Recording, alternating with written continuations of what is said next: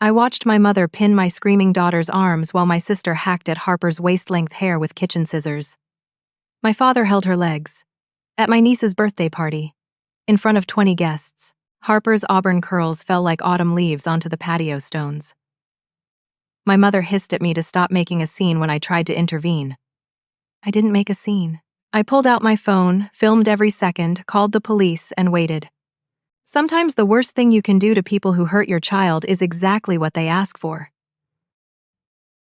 3 days before that nightmare unfolded, I was sitting in my small apartment going over bills when my phone rang. My mother's name flashed on the screen. I hesitated before answering. Conversations with Linda were never simple. They always came with expectations, obligations, and a heavy dose of guilt if I didn't comply with whatever she wanted. Dulce, I need you to promise me you'll come to Chloe's birthday party this Saturday, she said without even saying hello. No warm greeting, no asking how Harper and I were doing. Just a demand wrapped in the language of family obligation. I'm 32 years old. I work as a dental hygienist at a practice downtown, and I've been raising Harper on my own since her father walked out when I was pregnant. I've built a decent life for us. We have a small 2-bedroom apartment, Harper goes to a good public school, and we're happy. But to my mother, I've always been the disappointment. The daughter who got pregnant too young, never married, works what she calls a common job. My older sister Jenna, on the other hand, is the golden child. She married Troy, a man who works in finance. They have a big house in the suburbs with a pool. Their daughter Chloe is the same age as Harper, both of them 10 years old. I don't know, Mom. Harper has a lot of homework this weekend, I said, knowing it was a weak excuse. It's her cousin's birthday. Family is everything, Dulce. Chloe specifically asked for Harper to be there. Don't be selfish. That word. Selfish. My mother wielded it like a weapon, and she always had. Any boundary I tried to set, any time I prioritized my daughter's needs or my own, I was being selfish. I felt the familiar tightness in my chest, the old pattern of giving in just to avoid conflict. Okay, well, be there, I heard myself say. Good. 2 o'clock. Don't be late. She hung up before I could respond. I sat there holding my phone, feeling that old familiar knot of anxiety. Harper bounced into the room, her beautiful auburn hair swinging behind her in its long braid. She'd been growing her hair for 4 years, taking meticulous care of it. She used special shampoo she'd saved up her allowance to buy. She watched tutorial videos on how to braid it, how to keep it healthy. That hair was her pride and joy, falling nearly to her waist in gorgeous natural waves. Was that Grandma? Harper asked, her face lighting up.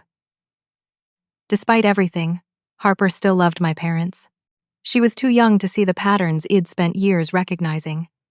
Yeah, baby. We're going to Chloe's birthday party on Saturday. Harper clapped her hands together.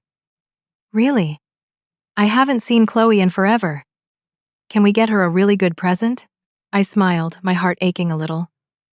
Harper and Chloe used to be inseparable when they were younger, but over the past few years, Jenna had started creating distance. It began when Harper started excelling in school, making honor roll every semester. Then Harper joined the school choir and got a solo. Every achievement seemed to coincide with Jenna pulling Chloe away, making excuses about why they couldn't get together. I saw it clearly. My sister was already competitive with me. Now she was projecting that onto our daughters. The next day, Harper and I went shopping for Chloe's gift. Harper picked out a beautiful art set because Chloe loved to draw. She used her own money to add a sketchbook to the gift. We wrapped it carefully that evening, Harper choosing pink paper with silver ribbons because those were Chloe's favorite colors. Saturday morning arrived too quickly. Harper woke up excited, immediately going to her closet to pick out her outfit. She chose a yellow sundress with white flowers, one of her favorites. She asked me to French braid her hair special for the party, weaving it into an intricate pattern she'd seen online. As I worked on her hair, I marveled at how thick and healthy it was, how the light caught the auburn tones and made it almost glow. You look beautiful, sweetheart, I told her when we finished. Thanks, Mom. I hope Chloe likes her party. We drove the 40 minutes to Jenna's house in the suburbs. The development was one of those cookie-cutter neighborhoods where every house looked similar but somehow cost $500,000. Jenna's house had the pool, the 3-car garage, the professionally landscaped yard. I pulled up and immediately felt underdressed in my simple cotton dress. Felt my beat-up Honda was out of place among the SUVs and luxury sedans lining the street. Harper grabbed the present and practically skipped to the front door. Jenna answered, her smile tight when she saw us. "You're here," she said, like she'd been hoping we wouldn't show. "Happy birthday to Chloe," I said, trying to be warm despite the cold reception. We walked through the house to the backyard where the party was set up. Jenna had gone all out. There were balloon arches, a dessert table that looked like something from a magazine, a professional photographer moving through the guests. At least 20 kids ran around, and their parents clustered in groups, drinking wine and chatting. My mother appeared immediately, wearing a designer dress and her judgmental expression. "Dulce, you're late. We were 5 minutes early, but I didn't argue." "Hi, Mom. Where's Dad?" "By the grill with Troy. Go say hello." "Harper, come give Grandma a hug." Harper obediently went over, and I watched my mother's eyes scan her, lingering on her hair. Something flickered across her face. Disapproval? Envy?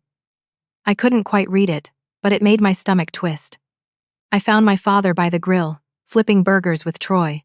Frank was 61, mostly bald, with a round belly from decades of my mother's heavy cooking. He gave me a brief hug. "Good to see you, sweetheart.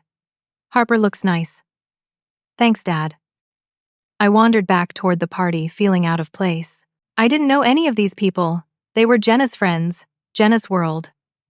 Harper had found Chloe and was trying to talk to her, but Chloe seemed withdrawn, barely responding. That wasn't like her. Chloe used to be bubbly and affectionate with Harper. I moved closer and overheard my mother talking to Jenna near the dessert table. They didn't see me approach. "Don't worry, we'll handle it before cake. She won't outshine Chloe in the photos," my mother said in a low voice. Jenna nodded, glancing over at Harper. "I just want today to be perfect for Chloe. She's been so upset." "I know, honey. That's why we're going to fix it." My stomach dropped. Handle what? Fix what? Before I could process what I'd heard or ask what they meant, my mother turned and saw me. Her expression shifted instantly to a bright smile. "Dulce, come help me bring out the drinks." I followed her inside, my mind racing, but she just chatted about nothing as we carried pitchers of lemonade outside. I told myself I was being paranoid. They couldn't have been talking about Harper, could they? The party continued with games and activities. Harper participated enthusiastically, her natural friendliness drawing other kids to her. I watched her organize a game of tag, making sure everyone was included. Several parents commented on her beautiful hair, asking me what products I used, marveling at the length and shine. "My daughter begs me to let her grow her hair that long, but I don't have the patience," one mother said. "Harper takes care of it herself, mostly," I replied, proud of my daughter's responsibility. I noticed each compliment seemed to make my mother's face tighter, her smile more forced. Jenna kept glancing at Harper, then at Chloe, who was standing apart from the games, her expression stormy. This was supposed to be Chloe's party, her special day, but she looked miserable. Suddenly, Chloe burst into tears and ran toward the house. Jenna immediately swooped in, making a dramatic show of comforting her in front of all the guests. "Oh, sweetheart, what's wrong? It's your special day." Jenna's voice carried across the yard. Several parents looked concerned. Jenna whispered something to Chloe, who nodded, wiping her eyes. They disappeared into the house together. My mother clapped her hands. "All right, everyone. It's time for cake. Let's all gather on the patio."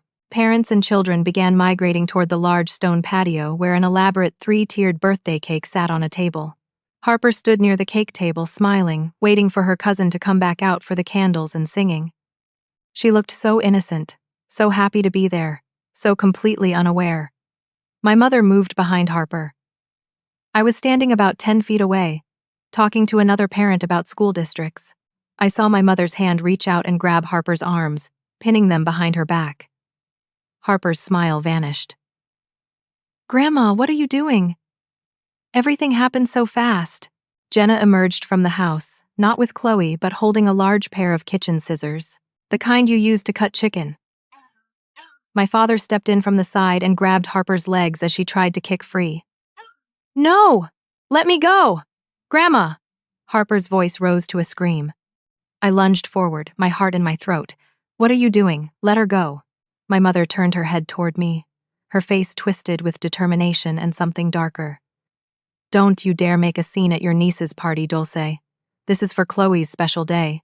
Jenna raised the scissors, and I watched in horror as she grabbed a thick section of Harper's hair and cut. The metallic sound of the blades slicing through hair. Harper's scream, auburn curls falling onto the stone patio. Mommy! Mommy! Make them stop! Other parents were frozen in shock. Some started moving forward, reaching out, saying, "Hey, wait." But everyone seemed paralyzed by the audacity of what was happening. My hands shook as I pulled out my phone. Training took over. Document everything. I started filming, making sure I captured clear shots of all three of them. My mother's hands gripping Harper's arms hard enough to leave marks. My father holding her kicking legs. Jenna's face, determined and cold, as she hacked away at my daughter's hair. Harper's face, contorted in terror and pain and betrayal. I opened my phone app with trembling fingers and dialed 911. I put it on speaker. 911, what's your emergency? I'm at 2847 Oakwood Drive. My parents and sister are physically assaulting my 10-year-old daughter. They're cutting her hair against her will. She's screaming and they won't stop. The dispatcher's voice was calm, professional. Officers are on the way. Stay on the line. Are you in immediate danger? My daughter is being held down by 3 adults. The effect was instantaneous. My mother's hands released Harper's arms. The color drained from her face. Jenna dropped the scissors, the metal clattering against the stone. They stepped back from Harper, who collapsed to her knees, sobbing, her hands reaching up to touch her destroyed hair. Chunks of it lay scattered around her like a crime scene. What did you just do? Jenna's voice was shrill. My father stared at me, his face pale. Dulce, honey, let's talk about this. Officers are 3 minutes away, the dispatcher said through my phone speaker. Is the child injured? She has red marks on her arms where she was held. She's extremely distressed. Other parents had their phones out now, too. I heard one father, a tall man named Greg Id, met briefly earlier, say to his wife, I got it all on video. A woman named Patricia spoke up loudly. I saw the whole thing. They held that little girl down and cut her hair while she was screaming. That's assault. My mother tried to grab my phone. Delete that right now, Dulce. You're ruining everything. This is Chloe's birthday. I stepped back, holding my phone away from her. Everyone here is a witness. My daughter was just assaulted by her own grandparents. Several parents immediately spoke up. We saw everything. We're willing to give statements. That was abuse. No question. My mother's face crumbled as she looked around at the other parents, seeing no support, only horror and disgust. In the distance, sirens began to wail, getting closer. Harper crawled to me, and I knelt down, wrapping my arms around her. Her hair was butchered, uneven, some sections cut to 3 inches, others still long. She looked like someone had attacked her with garden shears. Which, essentially, they had. I've got you, baby. I've got you, I whispered, holding her tight while she sobbed against my chest. The sirens grew louder. 2 police cars pulled up in front of the house. Car doors slammed. Within seconds, 4 officers entered the backyard, 2 men and 2 women, hands near their belts, assessing the scene. Officer Amanda Torres, a woman in her 30s with kind eyes and a no-nonsense demeanor, went directly to Harper and me. She knelt down to Harper's level. Hi, sweetheart. I'm Officer Torres. Can you tell me what happened? Harper couldn't speak through her sobs. She just pointed at my mother, father, and Jenna, then touched her ruined hair. Officer Marcus Webb, a broad-shouldered man with gray at his temples, approached me. Ma'am, you called 911. Yes. I'm Dulce. This is my daughter Harper. My mother, father, and sister held her down and cut her hair against her will. I have it on video. So do other witnesses. Suddenly everyone was talking. Parents crowding around, all wanting to give statements. Greg stepped forward with his phone. Officer, I recorded the whole thing. It's clear as day. Officer Webb held up a hand. One at a time, please. Mom, can I see your video? I pulled it up and handed him my phone. I watched his expression harden as he viewed it. The audio of Harper screaming, the visual of 3 adults coordinating to restrain a child. It was damning. Officer Torres was still with Harper, speaking gently. Harper, were you held down against your will? Harper nodded, tears streaming down her face. Did you want your hair cut? No. Harper choked out. I want my hair back. My mother tried to explain, her voice rising in pitch. Officer, this is a misunderstanding. It was just hair. We didn't hurt her. She's being dramatic. This is family business. Officer Torres stood up, her expression cold. Mom, this is not family business. This is assault on a minor. Jenna jumped in, desperate. She's my niece. I would never hurt her. It was just supposed to be a trim to even things out. Harper's hair was making Chloe feel bad on her birthday. Officer Webb's voice cut through the excuses. So you're saying you planned this? Jenna's eyes went wide as she realized her mistake. My father tried a different approach, his tone placating. Officers, this is being blown way out of proportion. It's a family disagreement. Nobody got seriously hurt. Officer Webb turned to face him squarely. Sir, 3 adults physically restrained a child and cut her hair without consent while she screamed for help. In the state of Virginia, that's assault and battery on a minor. The fact that you're related makes it worse, not better. My mother's voice went shrill. You're going to arrest us? At a children's birthday party? Mom, you committed a crime at a children's birthday party, Officer Torres said flatly. The officers separated my family members, taking each to different areas of the yard. Other officers interviewed witnesses. Patricia gave a detailed account. Greg showed his video. A younger mother named Bethany described how her own daughter had come to her crying because the grandma was hurting Harper. Troy, Jenna's husband, came outside from the house where had been getting more ice cream from the garage freezer. His face went white as he took in the scene. Police cars, his wife being questioned. Harper's destroyed hair. What happened? He asked, looking genuinely confused and horrified. Your wife, along with her parents, assaulted my daughter, I said. My voice steady despite the rage and grief warring inside me. Officer Torres offered to have Harper examined by paramedics. An ambulance had arrived as backup. I agreed immediately. 2 paramedics, gentle and professional, checked Harper over. They documented the red marks on her arms where my mother had gripped her, took photographs, noted her extreme emotional distress. Officer Webb came back to me after conferring with his partner and the other officers. Miss Dulce, based on the evidence and witness statements, we have probable cause to arrest your mother, father, and sister for assault and battery on a minor. Do you wish to press charges? I looked at Harper, trembling in her ruined party dress with her butchered hair. I looked at my mother, who was now crying and pleading with the female officer. I looked at Jenna, pale and shaking. I looked at my father, who couldn't meet my eyes. Yes, I said without hesitation. Full charges, whatever the law allows. Officer Webb nodded approvingly. That's your right. Well, transport them to the station for booking. As officers moved to formally arrest my family members, my mother turned toward me, her face transforming from tears to rage. You've always been vindictive. Your father is 61 years old. You're going to give him a criminal record over hair. I walked closer to her, my voice calm but loud enough for everyone to hear. No, Mom. I'm giving him a criminal record for holding down my screaming daughter while you and Jenna assaulted her. There's a difference. Officer Webb stepped between us. Mom, in this state, this could be charged as felony child abuse because multiple adults conspired together.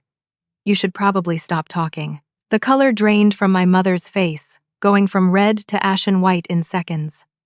The reality was finally hitting her. This wasn't just going to go away. She wasn't going to manipulate her way out of this. There were consequences. My father was silent as the officers read them their rights. Jenna was crying, mascara running down her face. My mother kept trying to argue even as they placed her in handcuffs.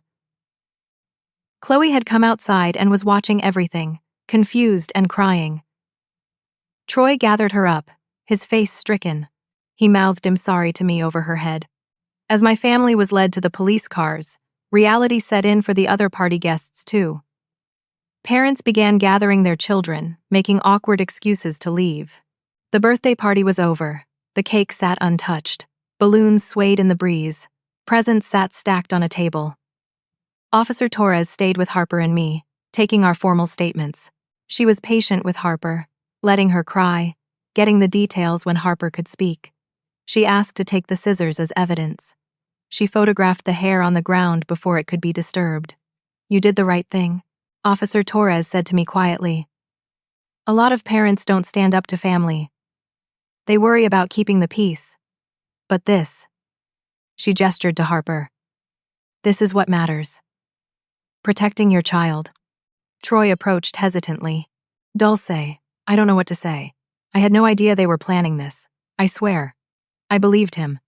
Troy had always been decent, if passive. Take care of Chloe. She didn't deserve to have her birthday destroyed either. He nodded, tears in his eyes. "Is there anything I can do? Just keep Chloe away from them until they get help. Real help." He nodded again and walked away, carrying Chloe to his car. Finally, the officers said we could go. They gave me a case number and the contact information for the detective who would be handling the investigation. They offered victim services resources. Officer Torres knelt down one more time to Harper. "Harper, you're very brave. What happened to you wasn't okay. But your mom protected you, and now we're going to make sure those people can't hurt you again." "Okay." Harper nodded, wiping her nose. I loaded Harper into my car. The drive home was quiet except for her occasional sobs. I kept one hand on her knee, trying to offer comfort while navigating traffic through my own tears. We stopped at an emergency salon on the way home. I'd called ahead, explaining the situation. The stylist, Beverly, an older black woman with sympathetic eyes and steady hands, took us immediately into a private room. "Oh, honey," she said softly when she saw Harper's hair. "Let's see what we can do." She worked carefully, trying to salvage what she could, but ultimately Harper's hair had to be cut to shoulder length to even it out. 4 years of growth gone in one afternoon. Harper cried silently as each section was trimmed, watching in the mirror as her beautiful long hair disappeared. Beverly didn't charge us. She gave Harper a stuffed unicorn from her desk and told me I was a good mother for standing up to family. "Too many people let things slide because it's family," Beverly said. "You showed that baby that nobody gets to hurt her, not even Grandma."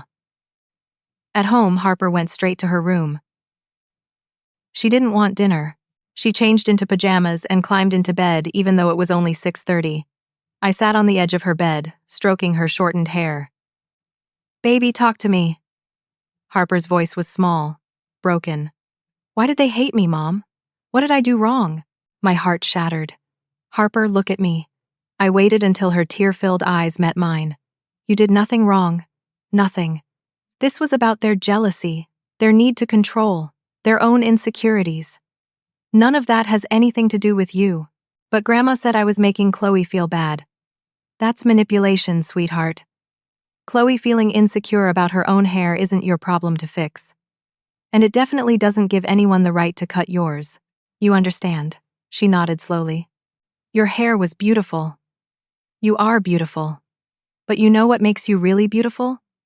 Your kindness. Your intelligence. Your creativity. Hair grows back. Those qualities, the real you, nobody can take that away. Are you really sending Grandma and Grandpa to jail?" I took a deep breath. "I'm holding them accountable for hurting you. There's a big difference between punishment and consequences. They made choices today, bad choices. Now they face consequences. That's how the world works. Will you ever forgive them?" "I don't know yet, baby. Maybe someday. But forgiveness doesn't mean pretending it didn't happen or letting them back into our lives. It just means I won't carry the anger forever. But you? You're my priority. Always." Harper hugged me tight. We stayed like that until she fell asleep, exhausted from crying. I went to the living room and finally let myself break down. Silent sobs shook my body as I sat on the couch in the dark. My phone buzzed constantly, Troy calling, unknown numbers, text messages flooding in from extended family who'd somehow already heard the news. My Aunt Susan. "What happened? Linda is calling everyone crying. My Uncle Martin. Your mother says you had her arrested. Please tell me there's more to the story." My cousin Beth. "Oh my God, is Harper okay?" and several from numbers I didn't recognize. People taking my mother's side. You called the police on your own parents? Over a haircut? What's wrong with you?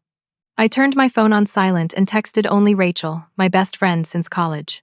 Can you come over? I need you. She arrived 30 minutes later with ice cream and wine. I told her everything. Rachel had known my family for over a decade.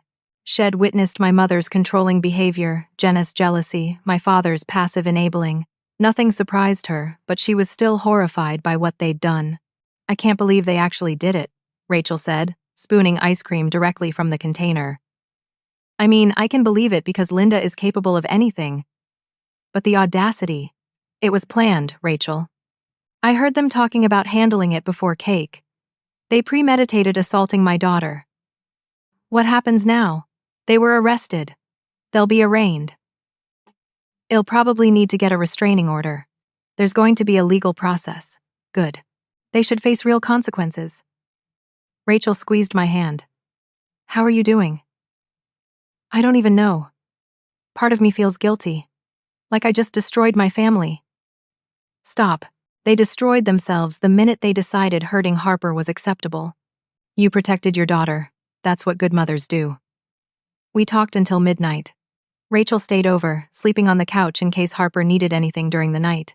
Harper did have nightmares. She woke up twice screaming. Each time I held her, reminded her she was safe, that I wouldn't let anyone hurt her again. Morning came too soon. I called my supervisor at the dental office, explaining I needed a personal day. She was understanding, told me to take whatever time I needed. Harper didn't want to go to school. She was terrified of the questions, of people staring at her hair. I let her stay home. We made pancakes together, watched movies, tried to create some sense of normalcy. Around 10:30, the doorbell rang. I checked the peephole, surprised to see Troy standing there looking exhausted. Can I come in? He asked when I opened the door. I need to tell you something about yesterday that changes everything. I hesitated but let him in. Harper was in her room. Troy and I sat at the kitchen table. I heard them planning it, Troy said without preamble. 3 days ago, I was in the garage at their house, supposedly getting tools from Frank, but they were in the kitchen and didn't know I could hear. Jenna was crying because Chloe kept saying Harper was prettier than her. Your mom said she'd take care of it. Jenna asked how, and Linda said, well, make sure Harper doesn't outshine Chloe in the photos. My blood ran cold. You heard them plan this and didn't warn me. I thought she meant she'd talk to you about maybe having Harper wear her hair up or something. I swear, Dulce, I didn't think they meant that. When would anyone think their family would do that? His voice cracked. I should have said something. I should have known. I'm so sorry. Why are you telling me this now? He pulled out his phone. Because I record a lot of conversations in that house. I've been documenting things for a potential divorce. I have the recording of them planning it. You might need this. He played it for me. My mother's voice clear as day. She won't be the pretty one in the photos anymore. Jenna. What if Dulce stops us? Linda. She won't. She never stands up to us. She's too worried about keeping the peace. Frank's voice in the background. Just make it quick, before anyone realizes what's happening. My hands trembled as I listened to my own parents plotting against my daughter. The casual cruelty in their voices. The confidence that I wouldn't protect Harper. They'd been so sure I would prioritize their approval over my daughter's safety. Can I have a copy of this? I asked. It's already on this thumb drive. Troy handed me a small USB drive. Everything I have is on there. Other recordings too, Jenna. She's not well, Dulce. Your mother has twisted her into something mean. I can't have Chloe growing up in that environment. You're leaving her. I'm filing for divorce next week. I want primary custody. Jenna needs serious help, and until she gets it, I don't want Chloe exposed to that toxicity. He stood up. I know this doesn't fix anything, but I wanted you to have the evidence, and I wanted you to know that Chloe loves Harper. She was devastated yesterday. This isn't her fault either. After Troy left, I called the police station and asked for Detective Sarah Chen, whose card Officer Webb had given me. She called me back within an hour. Miss Dulce, I'm the detective assigned to your case. How can I help you? I told her about the recording. She asked me to bring it to the station. Rachel stayed with Harper while I drove downtown.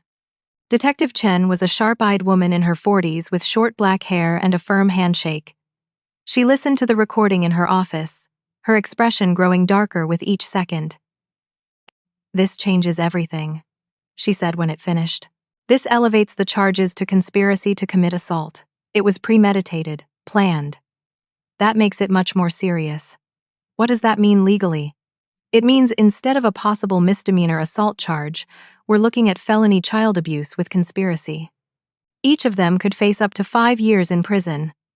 The DA takes crimes against children very seriously, especially when there's planning involved.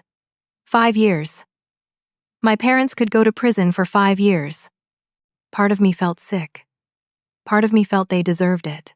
I also want to file for a restraining order, I said. I don't want any of them near Harper. Smart move. It'll help you with the paperwork. We can file for an emergency protective order today. We spent 2 hours filling out forms, writing statements, attaching evidence. By that afternoon, the emergency protective order was granted. My parents and sister were legally barred from coming within 500 feet of Harper or contacting her in any way. The papers were served to them at their homes that same day. My phone immediately exploded with calls from a new number. I saw it was from a law office on the caller ID. Against my better judgment, I answered. My mother's voice, hysterical and sobbing. Dulce, please, you have to listen to me. We can fix this. Family counseling, anything you want? Just drop the charges. You planned it, Mom. For 3 days. You conspired to humiliate and traumatize my daughter. We just wanted Chloe to feel special on her birthday. Harper's always been the pretty one, the smart one. Can't you understand? We were trying to help Chloe's self-esteem. The twisted logic made my head hurt. By destroying Harper's, that's your solution? Tear one child down to build another up. Harper will be fine. She's resilient.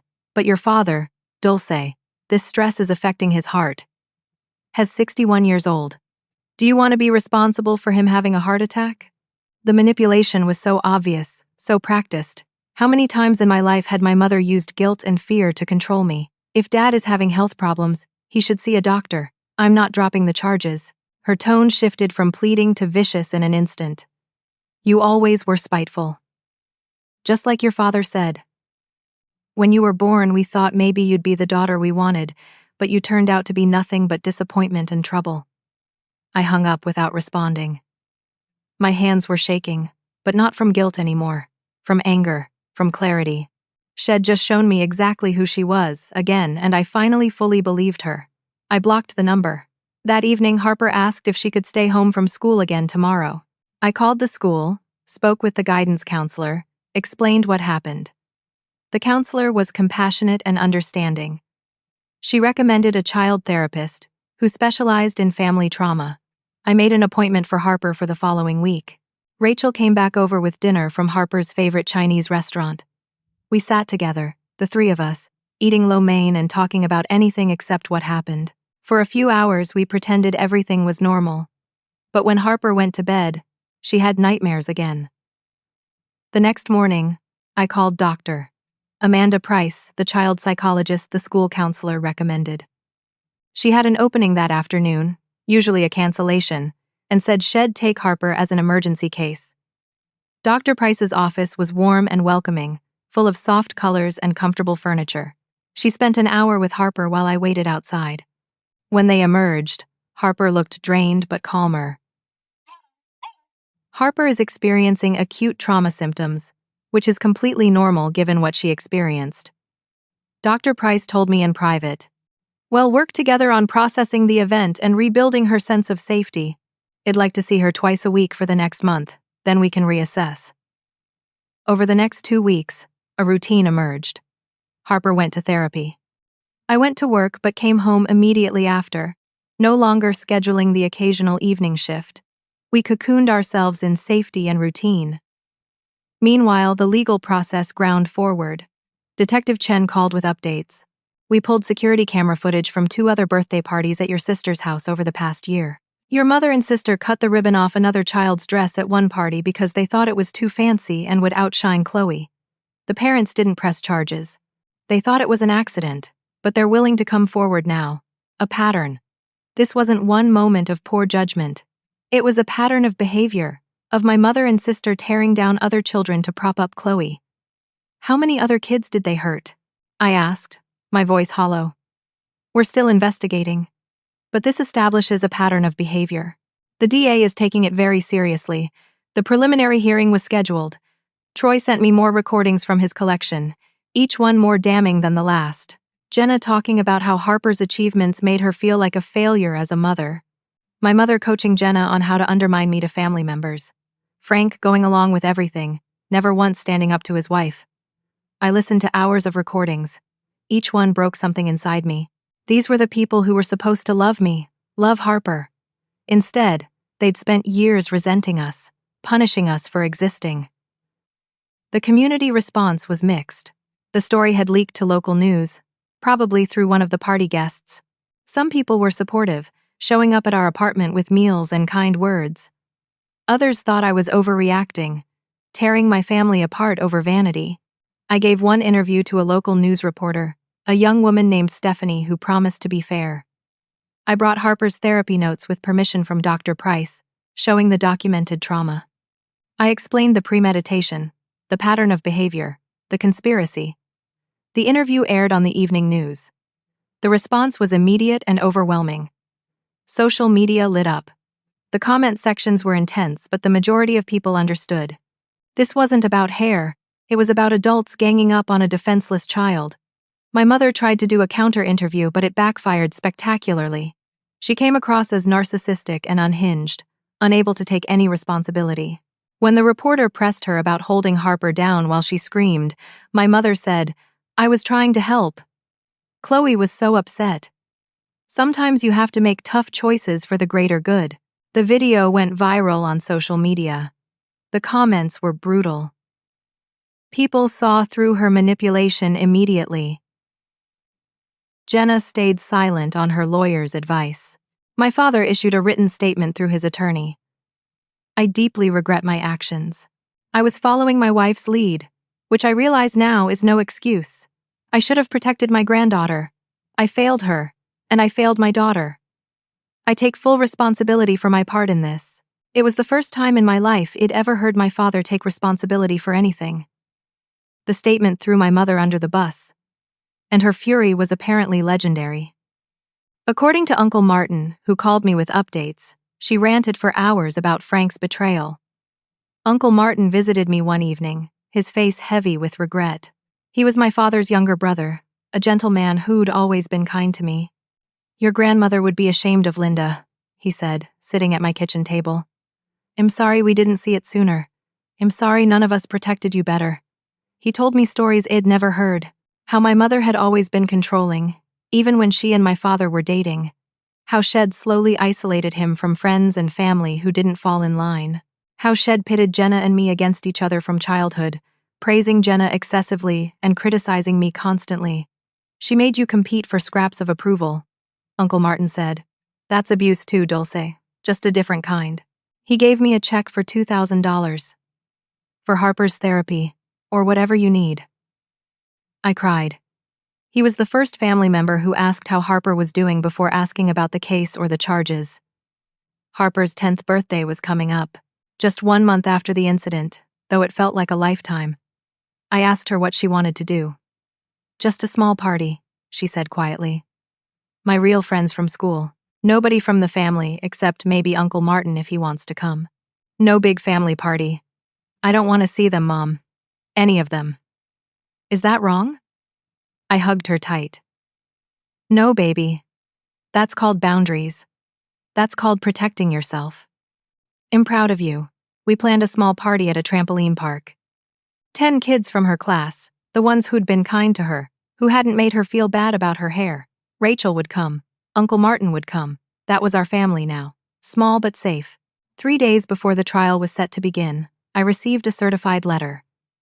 Inside was a handwritten letter on legal paper, notarized and official. It was from Jenna. "Dulce, In pleading guilty to all charges, I'm not going to trial. I'm accepting whatever consequences come. I need you to know this wasn't Harper's fault. It was never Harper's fault. It was mine. I've been in therapy since the arrest, and I'm starting to see how Mom manipulated me my whole life. How she used my insecurities, weaponized them, turned me into someone who would hurt a child. My child's cousin. My niece. I was jealous of Harper because I was jealous of you. You got out. You built a life on your own terms. I stayed trapped in Mom's world, trying to earn approval that was never coming, and I took that out on an innocent little girl. There's no excuse. There's no justification. I did something unforgivable. I'm not asking for forgiveness. I don't deserve it. I'm just asking that Harper knows the truth. She didn't do anything wrong. She was perfect exactly as she was. I was the broken one. I'm pleading guilty because I am guilty. I want to face consequences. I want to do better. I want Chloe to see that when you do something wrong, you own it. I don't expect you to ever speak to me again. I just needed you to know I see it now. I see what we did. What I did. And I'm sorry doesn't even begin to cover it. Jenna, I read it 3 times. Tears streaming down my face. Not tears of forgiveness. Tears of validation. The truth was finally on paper. An admission of guilt. An acknowledgement of the pattern. The next day, Jenna entered her guilty plea in court. The dominoes were falling. My parents scrambled. Their united defense was falling apart. Frank's lawyer tried to negotiate a plea deal. Linda's lawyer tried to argue she was just following her daughter's wishes, but the evidence was overwhelming. The recordings, the videos, the witnesses, the pattern of behavior. The trial was set. My parents would face a jury. The weeks leading up to the trial were a strange mix of mundane daily life and legal preparation. Harper went to school, did her homework, went to therapy twice a week. Her nightmares decreased in frequency. Dr. Price said she was showing resilience, processing the trauma in healthy ways. Harper's hair was growing back slowly. Shed decided she actually liked it shorter. It's easier to take care of. She said one morning, brushing at herself. And I still feel like me.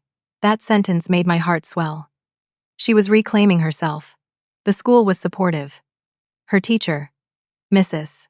Patterson, kept an eye on her, made sure other kids were kind. Most were. A few asked questions, and Harper had learned to say simply, "Some family members hurt me, but I'm okay now." Dr. Price had helped her craft that response. One afternoon, a mother from Harper's class, Jennifer, approached me at pickup. "I never let my daughter go to your sister's house for playdates," she admitted quietly. Something always felt off. Jenna was too competitive, too intense. I couldn't put my finger on it, but my gut said no. I appreciated her honesty, and I told her so. How many other people had sensed something wrong but stayed silent? The community response continued to be mixed but largely supportive. A local salon offered free hair care services for Harper for a year. A children's advocacy group reached out, offering resources and support. They told me Harper's case had prompted 3 other families to come forward about boundary violations and assaults they'd experienced from family members but never reported. Our story was creating ripples, giving other people permission to stand up to family abuse. The DA assigned to our case, Marcus Richardson, was a serious man in his early 50s with a reputation for taking child abuse cases personally. He had 2 daughters of his own, he told me during one of our prep meetings. "This case matters," he said firmly. "Not just for Harper, but for every child who's told to forgive family members who hurt them. We're sending a message that family relationship doesn't grant immunity from consequences." He walked me through what would happen at trial. The evidence was strong. Videos from multiple sources. Audio recordings proving premeditation. Witness testimony from party guests. Expert testimony from Dr. Price about Harper's trauma. Medical documentation of the marks on Harper's arms. They'll try to minimize it, DA Richardson warned. They'll say it was just hair, no lasting harm, family dispute blown out of proportion. We have to show the jury this was an assault, plain and simple. 3 adults conspiring to physically restrain a terrified child and harm her. The defense attorney for my parents tried to offer a plea deal. Probation, anger management classes, family counseling, no jail time. DA Richardson called me. It's your decision, ultimately, but I'm recommending we push forward to trial.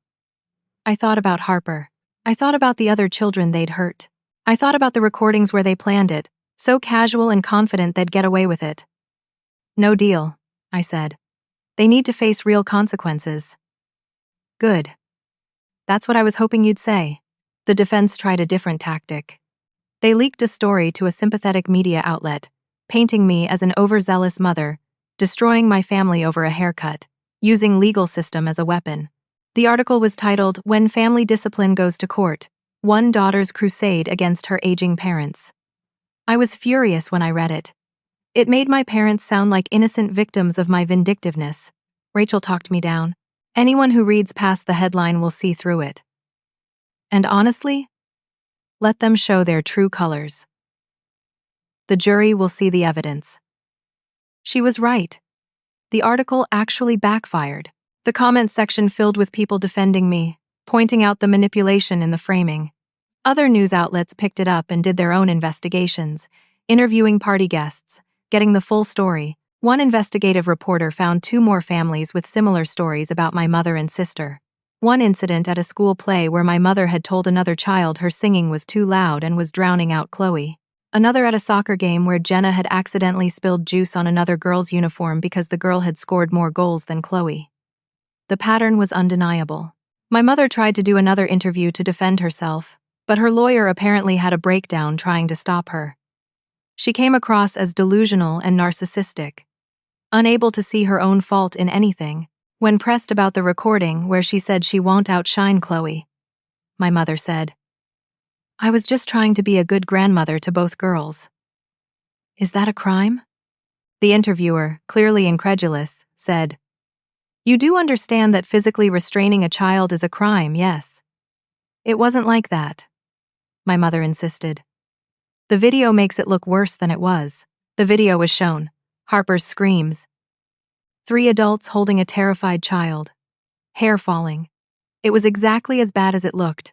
Internet users were ruthless. The video clip went viral. People made commentary videos. The story reached beyond our small Virginia community to national attention. Harper saw some of it, despite my efforts to shield her. Kids at school had parents who watched the news, but Dr. Price helped her process it. This is what accountability looks like sometimes. Dr. Price explained to Harper, when people do something very wrong, especially to children, sometimes the community responds.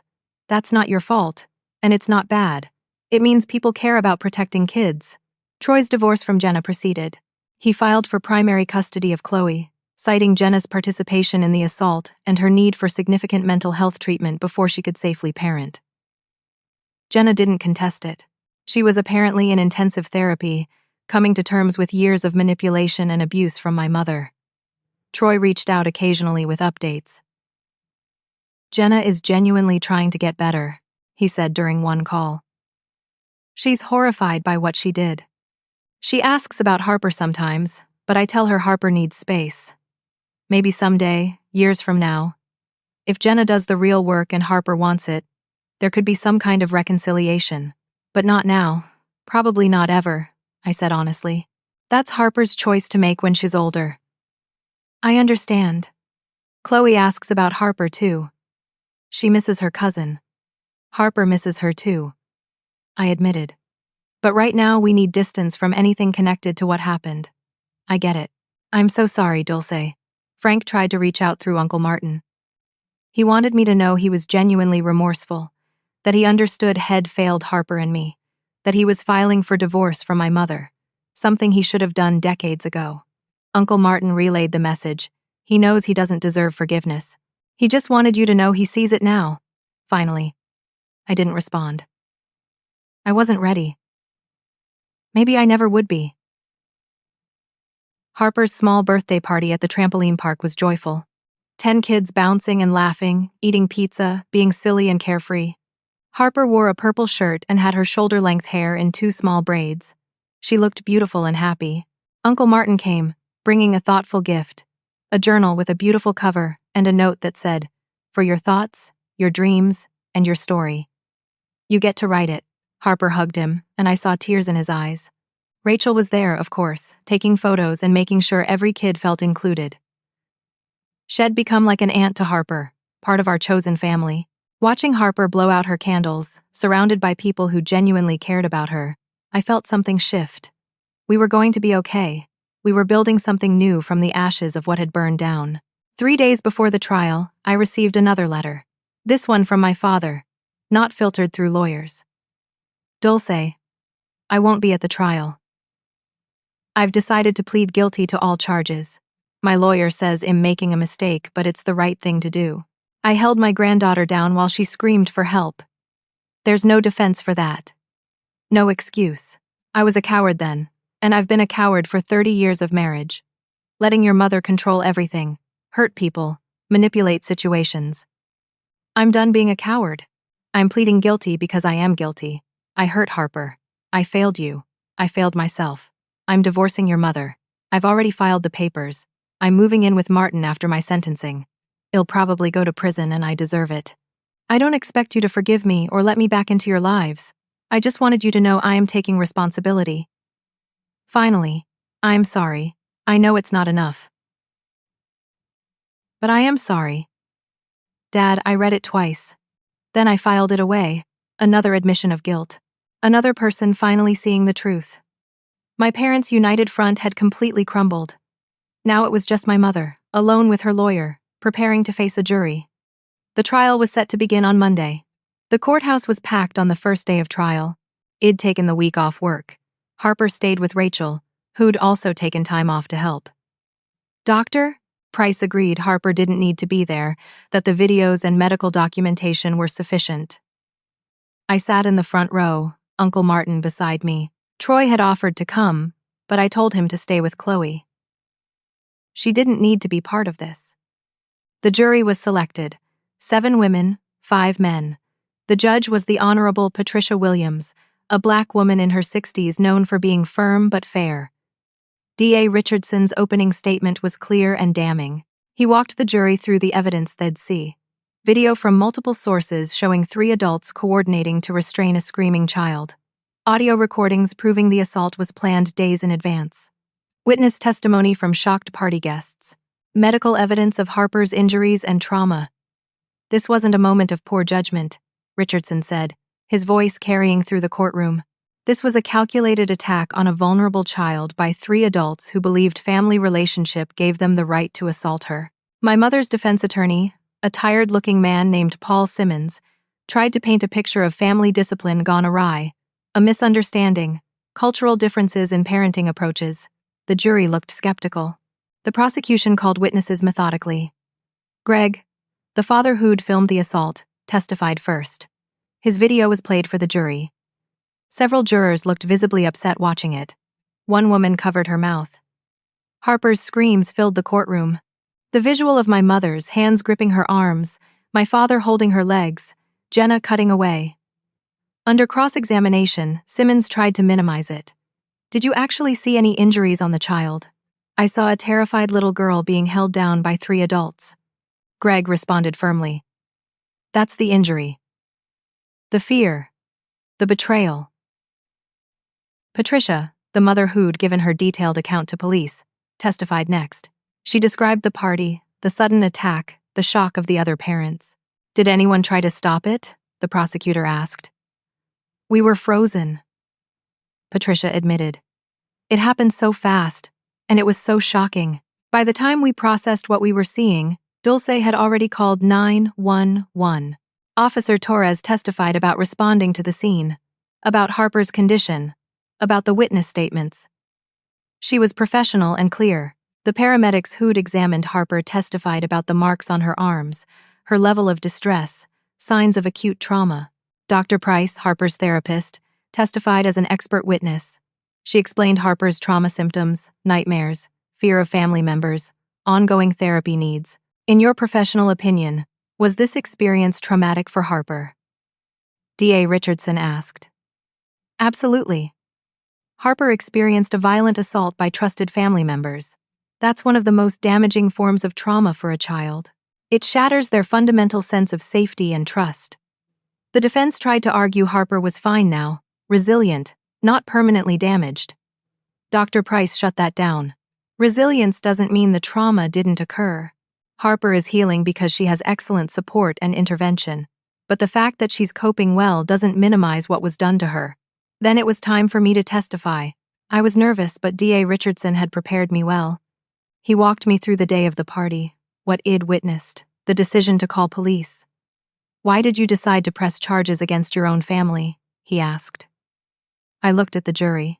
Because what they did to Harper was wrong. Family doesn't give someone the right to assault a child. My job as Harper's mother is to protect her, even if that means protecting her from family, especially if it means that. The defense cross-examined me, trying to paint me as vindictive, as someone with a grudge against my family. "Isn't it true you've always resented your mother's close relationship with your sister?" "No," I said calmly. "I resented that my mother pitted us against each other our whole lives. There's a difference. Isn't it true you were looking for an excuse to cut them out of your life?" "No, I was looking for a way to keep my daughter safe. They gave me a very clear reason." I held my ground. I didn't let him rattle me. I told the truth, simply and clearly. The recordings were played. The jury heard my mother, father, and Jenna planning the assault days in advance. The casual cruelty in their voices, the confidence they wouldn't be stopped. Several jurors looked disgusted. The defense called my mother to testify. It was a disaster for her. She couldn't stop justifying, explaining, minimizing. She kept referring to it as fixing Harper's hair instead of calling it what it was. She blamed Chloe's insecurity. She blamed Harper for being too pretty. She blamed me for not teaching Harper humility. "So you believe Harper needed to be taught humility?" DA Richardson asked on cross-examination. "I believe children need to learn that not everything is about them," my mother said primly, "by having 3 adults hold them down and cut their hair while they scream. That's not how it happened. We have video evidence, Mrs. Linda, multiple videos. That's exactly how it happened." My mother's face reddened. "You're twisting everything." "I'm stating facts." The defense tried to repair the damage, but it was too late. My mother had shown the jury exactly who she was. Unrepentant, self-righteous, unable to see her own cruelty. Closing arguments came the next day. DA Richardson was powerful, summarizing the evidence, the premeditation, the trauma inflicted. "The defense wants you to believe this was a family matter, something that should have been handled privately. But assault on a child is never a private matter. It's a crime. These defendants planned and executed an attack on a 10-year-old girl for the purpose of satisfying their own egos and insecurities. That's not discipline. That's abuse. And no family relationship gives anyone the right to abuse a child." The defense tried to appeal to sympathy. My mother was a grandmother who'd made a mistake. She'd already lost her daughter's relationship. Wasn't that punishment enough? The jury deliberated for 4 hours. The verdict: guilty on all counts. My mother collapsed in tears. Her lawyer caught her. She was sobbing, finally understanding the consequences were real. Sentencing was set for 3 weeks later. In the meantime, Jenna was sentenced for her guilty plea. 2 years in prison, suspended to 18 months of probation, 500 hours of community service at a children's shelter, where she'd have to see firsthand the impact of child abuse. Mandatory therapy twice a week for at least 2 years, and a permanent restraining order from Harper until Harper turned 18 and could decide for herself if she wanted contact. Jenna accepted the sentence with her head down. She made a brief statement. "I'm sorry. I know that's inadequate. I hurt a child, my niece. There's no excuse. I'm grateful for the chance to do better. I'll spend the rest of my life trying to earn the right to look myself in the mirror." It was the most genuine remorse I'd seen from any of them. My father's sentencing came next. 2 years in prison, eligible for parole after 1 year. Mandatory therapy, restraining order from Harper. The judge noted his guilty plea and acceptance of responsibility in determining the sentence. Frank stood quietly as the sentence was read. He looked at me once, his eyes filled with regret. I didn't look away, but I didn't smile either. I simply witnessed. Finally, my mother's sentencing. The courtroom was full again. Judge Williams reviewed the case thoroughly before speaking. "Mrs. Linda, this court has reviewed the evidence in your case, including your testimony. I've rarely seen a defendant so unable to accept responsibility for her actions. You planned and orchestrated an assault on your granddaughter. You recruited others to help you. And even now, you show more concern for your own reputation than for the trauma you inflicted on a child. My mother tried to interrupt. Her lawyer put a hand on her arm. You will have a chance to speak, Judge Williams said firmly. This court takes crimes against children with the utmost seriousness. The breach of trust here is profound. Harper should have been able to trust her grandmother to protect her. Instead, you were the primary aggressor. The sentence: 3 years in prison as the ringleader of the conspiracy. Eligible for parole after 18 months. Mandatory therapy for as long as her therapist deemed necessary. Permanent restraining order from Harper until Harper was 18. And supervised visitation only with Chloe, her other granddaughter. I hope you use this time to reflect on how you've hurt the people in your life and to do the hard work of changing, Judge Williams said. But that's up to you. My mother was led away, still crying, still protesting that it wasn't fair. Outside the courthouse, a small group of supporters from the community were waiting. Parents who'd been following the case, advocates from the children's group. They applauded quietly as I walked out. I made a brief statement to the media who'd gathered. This was never about revenge. It was about teaching my daughter that no one, not even family, has the right to hurt her. And that when someone does, there are consequences. I hope other parents and children who are experiencing family abuse see this and know it's okay to stand up. It's okay to set boundaries. It's okay to protect yourself. Uncle Martin drove me home. We were quiet most of the way. Your grandmother would be proud of you, he said finally. She always said you were the strong one. I didn't feel strong. I felt exhausted, but I also felt something like peace beginning to settle. At home, Harper ran to me. Rachel had told her the verdicts, but not the details. Is it over? Harper asked. It's over, baby. She hugged me tight. Can we just be normal now? Yes, we can just be normal now. Life slowly found a new rhythm over the following months. Harper continued therapy but decreased to once a week. Her nightmares stopped completely. She joined the school choir and got another solo. She made new friends and strengthened old friendships. Her hair grew back slowly. By the time 6 months had passed, it was past her shoulders again. But she liked wearing it down now, loose and free, instead of in the long, careful braids she used to spend hours perfecting.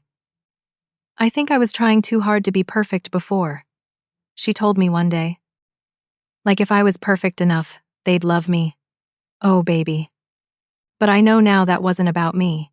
They had problems that had nothing to do with how good I was. Dr. Price had done excellent work with her. Troy's divorce finalized. He got primary custody of Chloe, with Jenna having supervised visitation. He asked if Harper would be willing to see Chloe for a supervised playdate with a therapist present. I asked Harper. She thought about it for a long time. I miss her, Harper said. But I'm scared. We don't have to do it if you're not ready. I think I want to try. But you have to be there too. We arranged a meeting at Dr. Price's office. Troy brought Chloe. The girls were shy with each other at first, 10-year-olds who used to be close but had been separated by adult dysfunction. Dr. Price facilitated gently. The girls colored together, talked about school, carefully avoided mentioning the party or the adults who'd hurt them. At the end of the hour, they hugged. I missed you, Chloe whispered. I missed you too, Harper whispered back. It was a beginning. A small, fragile beginning. I got a promotion at work, a senior position with better pay. I was finally able to move Harper and me into a better apartment, a 2-bedroom in a nicer neighborhood with a small balcony where Harper could keep plants. Rachel became Harper's official godmother in a small ceremony at our church. Uncle Martin was there. Troy and Chloe came. It was a celebration of chosen family, of the people who'd stood by us when blood relatives had failed. 6 months after sentencing, I received a letter from Frank in prison. I recognized his handwriting on the envelope. I almost threw it away without reading it. But something made me open it. The letter was short. A real apology. No excuses, no requests. Just acknowledgement of failure, of harm caused, of responsibility accepted. I don't expect you to respond. I don't expect forgiveness.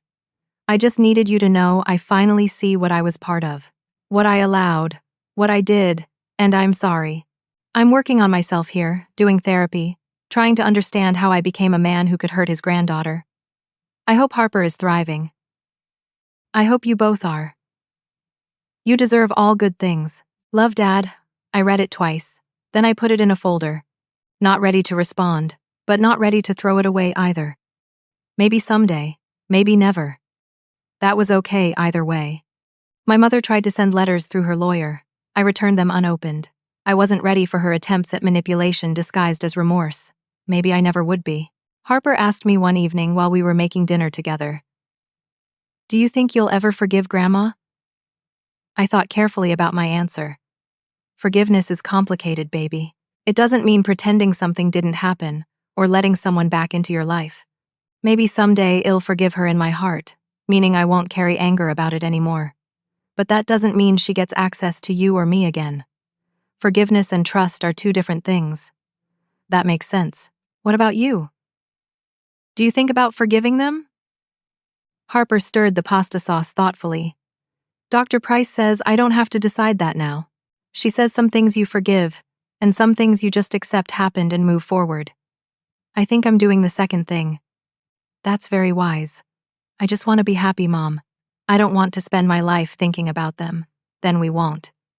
Well, keep building our life, our way. A year after the incident, Harper had grown almost 3 inches. She was thriving in school, confident and outgoing. Her hair had grown back past her shoulders, healthy and beautiful.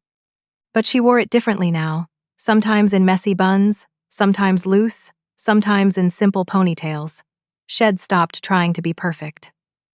Shed learned something I was still learning. You don't have to earn love by being perfect. Real love accepts you as you are. One Saturday afternoon, Harper and I were organizing photos, making an album of her 5th grade year. We came across a photo from before the party, one of Harper with her long braided hair. I look so different now, Harper said, studying it. Does that make you sad? She thought about it. No. I think I like me better now. I was trying so hard to be something then. Now I'm just me. You were always just you, baby. Just you is more than enough. She hugged me. Thanks for protecting me, Mom. Always. Every single time. That night, after Harper was asleep, I sat on our small balcony, looking at the stars. I thought about the past year. The horror of that day at the party. The decision to call the police. The trial. The aftermath. People had asked me if I regretted it. If I wished I'd handled it differently. If I felt guilty for putting my parents in prison. I didn't. Because here is what I learned. Family is only everything when it's healthy. When it's toxic, protecting yourself and your children from family isn't betrayal. It's survival. People always say family is everything. They're wrong. The people who truly love you will never ask you to accept abuse for the sake of keeping peace. Real peace doesn't come from silence.